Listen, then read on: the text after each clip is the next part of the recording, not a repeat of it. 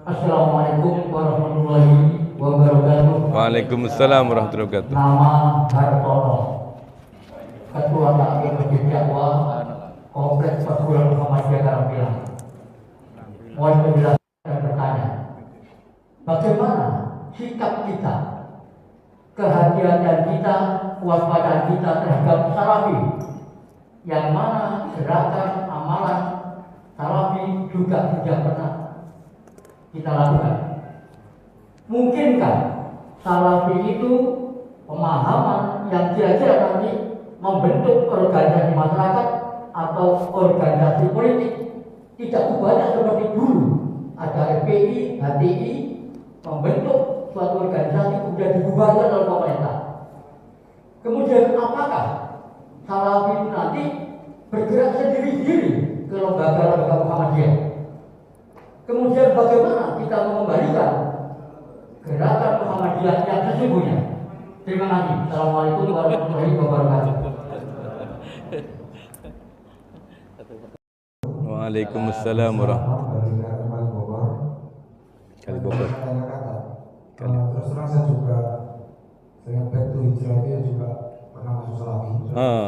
Cocok ini. Waktu itu dengan kajian itu di era Al-Qasim itu banyak Ustaz Halil dan lain-lain. Yang saya amati setelah itu saya bergaul dengan mereka, itu ada perbedaan dari pusat nasional sama pusat lokal. Jadi kalau pusat nasional kayaknya nggak terlalu masuk ke masalah tadi, misalnya harus gini kan. Lokal ini yang kayaknya kelas. Jadi kita nggak boleh kemana musik Muhammadiyah. Maka saya pernah dialog itu katanya Muhammadiyah malah diorganisasikan. Betul. Gitu. Mas saya bantah juga. Ustaz Halil, Ustaz Halil kan internasional kan nggak sampai masuk gitu. Maksudnya kita menghargai perbedaan dan gitu kan. Yang mereka kayaknya udah ada di berbos di kita lokal sini kan. Gitu. Terus terang waktu itu saya nyaman juga ya banyak yang mereka yang mungkin kayak Muhammadiyah dan sebagainya. Yang kedua, batasan kita apa? Saya lihat kitab-kitabnya juga banyak dikasih juga di Muhammadiyah. Apakah ada perbedaan kitab khusus yang mengarah ke sana atau yang lebih ke kita jangan ke kitabnya itu aja. Yang lainnya misalnya boleh atau kita kritisi juga. Ya. Ini berurutan. Bapak mestinya setelah yang kedua, coba karena ilmunya lebih dalam, lebih sepuh, keluar duluan yang kedua. Jadi sumber-sumber bacaannya itu relatif sama, ya karena sama-sama Islam. Kalau dengan Syiah saya kira beda ya, hadisnya beda. Abu Hurairah kalau di Syiah tidak dianggap sebagai periwayat hadis karena dia pembohong gitu ya. Tapi kalau di Sunni kan dia seorang tokoh yang sangat populer, meriwayatkan banyak hadis itu dan seterusnya. Sama, apalagi sama-sama punya prinsip ar-ruju' ilal Quran wa sunnah. Sama, kitabnya sama. Hanya cara memahaminya, cara mengaktualisasikannya itu berbeda. Muhammadiyah itu kekuatan akalnya di dalam memahami teks itu kuat. Salafi tidak, akal tidak boleh ikut terlibat. Akal disimpan dulu, yang penting wahyu adalah yang sumber pertama dan sumber terakhir. Kalau tidak ada dasarnya, orang Salafi nggak mau jawab, tidak mau jawab. Nah, maka sebenarnya banyak kesamaan. Praktek-praktek keagamanya juga banyak kesamaan. Ya bedanya ya sedikit. Nah, yang jelas bedanya adalah hari rayanya berbeda. Kalau kita ikut perhitungan hisab, kalau Salafi ikut pemerintah, dimanapun. Salafi tidak ikut Saudi Arabia tapi ikut pemerintah Indonesia. Itu pasti itu. Tidak Salafi kalau dia bikin sendiri. Itu bedanya. Bukan dikatakan Salafi NU, bukan. Memang itu manhajnya begitu. Nah, pemerintah harus diikuti. Kalau kita kan definisi ulil amri saja kan punya makna yang lain gitu. Dalam urusan agama ya ahli agama yang bicara. Urusan politik ya biarkan negara yang bicarakan begitu. Menteri Agama kan tidak ada jaminan dia orang yang paling ahli dalam bidang agama. Menteri Agama kita sekarang kan pernah kuliah di UI walaupun tidak lulus ya. Ya dia pesantren, tapi kan latar belakang pendidikannya kan pendidikan sosiologi kalau tidak salah dia itu. Ya walaupun S1 nggak lulus ya, tapi pinter ya. Kalau nggak pinter kan nggak jadi menteri agama. Nah, lalu dengan cara begini ini maka bedanya adalah pandangan-pandangan dalam banyak hal. Di selain kesamaan-kesamaan tadi itu yang tadi saya sampaikan samanya di sini, bedanya di sini. Apakah dia kelak akan jadi ormas atau apa? Enggak. Kalau dia salafi dakwah tidak akan. Karena itu haram. Di Arab itu haram partisipasi politik. Tidak ada pemilu, tidak ada partai politik. Partai politik itu adalah bid'ah. Haram, tidak boleh itu. Karena raja kan tidak perlu dipilih gitu ya.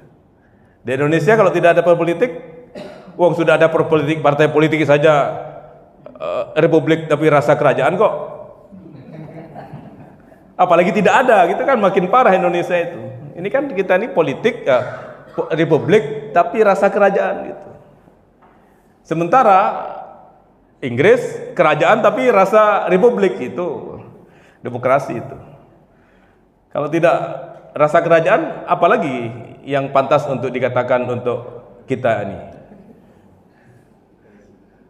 Saya tidak nyebut yang itu ya. Nah, apalagi jadi ormas. Justru Muhammadiyah itu disoal karena berupa ormas ini. Struktur ini tidak boleh ada itu. Nah, maka tidak maunya Salafi dan Muhammadiyah itu pada bidang-bidang itu. Tidak akan dia. Nah, terakhir dia akan terus mendekat kepada Muhammadiyah. Saya yakin karena tidak punya properti yang cukup. Walaupun sudah mulai ada dan sponsornya kuat. Tapi kalau itu diberikan pada Salafi dan dikelola oleh Salafi, banyak resistensi di Indonesia. Di Indonesia ini kalau itu ikut Kementerian Agama, kalau bikin pesantren, ini ikut NO atau ikut Muhammadiyah. Kalau nggak ada dua itu nggak bisa. Ada template-nya di pendaftaran pesantren di Kemenag itu. Kalau tidak NO, Muhammadiyah. Masjid juga begitu. Kalau masjid ini masjid apa? Wah, kita bukan Muhammadiyah, bukan NO, digerutuk sama masyarakat. Terutama oleh adiknya NO, adiknya Muhammadiyah itu tukang gerutuk itu. Nah, Muhammadiyah tidak terlalu begituan lah, agak sopan Muhammadiyah itu. Nah, kemudian tetap akan mendekat. Dan yang merasa cocok, yang tidak ada bid'ah itu ya di Masjid Muhammadiyah menurut mereka. Selain itu terlalu banyak bid'ahnya. Nyanyiannya di Muhammadiyah ya hanya sang surya. Tapi ketika di masjid nggak ada yang warga Muhammadiyah yang berani nyanyi sang surya kalau ada acara itu. Begitu ya? Padahal ya nggak apa-apa. Masa boleh di luar, nggak boleh di masjid? Kalau di luar mubah ya di masjid juga mubah. Itu karena takut digerutuk oleh Salafi saja itu. Itu tidak boleh itu. Nah, tetap akan berdekat dan akan tetap bersama-sama dan tetap ketika kajian-kajian ditampilkan Ustadz-Ustadz Muhammadiyah, dia akan pergi dan dia minta panggung, minta mimbar. Karena itu jangan pernah diberi mic, jangankan mimbar.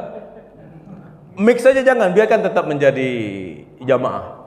Apalagi ikut-ikut jadi pengurus. Jangan seperti masjid yang ada di Banyuwangi, ada orang baru yang kemudian suaranya azannya kok bagus, ternyata bacaan koknya bagus, suruh jadi imam, terakhir suruh jadi bagian takmir.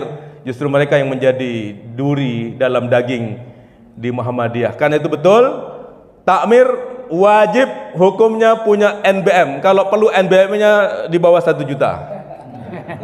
Kalau di atas juta kan baru anyaran ya. Tapi sekarang hampir semuanya 1 juta. Itu penting untuk menjaga eksistensi Muhammadiyah agar tetap menjadi tuan rumah di rumah sendiri. Jangan sampai kita membangun rumah Muhammadiyah tetapi kemudian kita hanya boleh duduk di teras sementara di dalam orang lain yang menempati. Begitu nistanya dan nistamanya kalau kita begitu. Dan itu sangat mungkin kalau kita tidak hati-hati. Dan banyak kasus di mana-mana. Maka amankan sertifikat wakaf Muhammadiyah masjidnya. Yang kedua, warga Muhammadiyah ajak rajin mengisi masjid. Kalau tidak rajin, maka orang lain yang mengisi. Bacaan Qur'annya harus bagus, dipastikan Imam Muhammadiyah bacaannya setidaknya seperti Syekh Sudes. Dan itu banyak ya. Artinya harus seperti itu, apalagi seperti Bandar Balila yang lebih enak, lebih sejuk, itu saya kira akan banyak yang datang. Dan jangan orang lain yang kemudian dianggap punya kemampuan tapi belum jelas lalu diberi panggung, apalagi diberi mimbar. Saya kira kita harus sama dengan sikap NU pada masa Kiai Hasyim Muzadi. Kalau masjid NU dimasuki oleh orang Muhammadiyah, paling-paling yang hilang mimbar dan beduknya. Tapi kalau gerakan-gerakan baru itu masuk ke masjid NU, yang hilang sak masjid-masjidnya katanya. Sama dengan kita punya sikap, kalau dimasuki orang yang seperti itu, saya kira juga kita harus rela satu saat kita hanya boleh di teras masjid, sementara semuanya sudah dikuasai oleh mereka. Itu saya kira, tapi jangan larang masjid kita ditempati oleh mereka semua. Terima kasih, dan saya senang sekali sampai jam sekian, padahal saya harus melanjutkan perjalanan ke Madiun besok pagi, kajian Ahad pagi di Madiun, tapi topiknya besok sudah bukan Salafi. Mengapa? Ini jangan Ustaz. Kenapa? Karena jemaahnya juga banyak Salafi katanya. Masya Allah. Tidak apa-apa, Muhammadiyah memang dekat dengan Salafi dan jangan dilarang, apalagi sudah mau ikut pengajian pimpinan dari Muhammadiyah yang ustadznya dari Muhammadiyah, itu sebuah prestasi.